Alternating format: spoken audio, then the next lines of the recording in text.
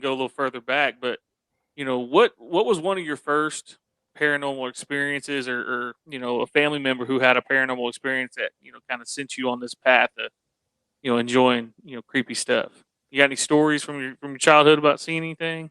Yeah, yeah, the first it happened to me young, really young. When I was about 6 years old, I, uh, I was out at my uncle's house. My mom and dad and them would go out there and they would, have parties and stuff at night out there. He was a rancher, so he stayed way out in the country, about 15 miles out of the town of Browning on the Blackfeet Res.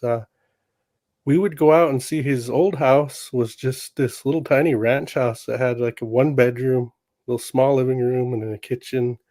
It was just small and one bathroom in there. It was really tiny, and they would all be in that kitchen and living room, and when it got dark, other than that, we'd be playing outside, but when it got dark, we'd had to go into that room, and my older cousins are like my sisters. My uncle had all daughters, and so they'd all kinda take care of me in that room as the youngest kid out there, and, yeah, they would just make a bed for me on the floor or put me in bed with them, and they'd watch movies until I fell asleep, and if we were in the morning, get up and go to town, whatever. Whenever we got ready to leave, they'd wake me up. Well, anyways, one of these nights, I heard all of those adults. It sounded like all the adults running out the front door, and I didn't. That wasn't normal. I never heard that before. So I was really curious, right? I was a curious kid. They were always getting mad at me for getting into stuff and whatever. But I opened that bedroom door before those girls could stop me.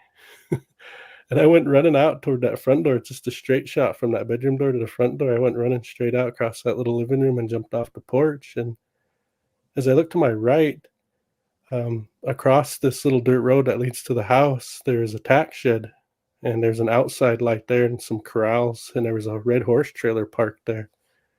Well, I had seen my uncles.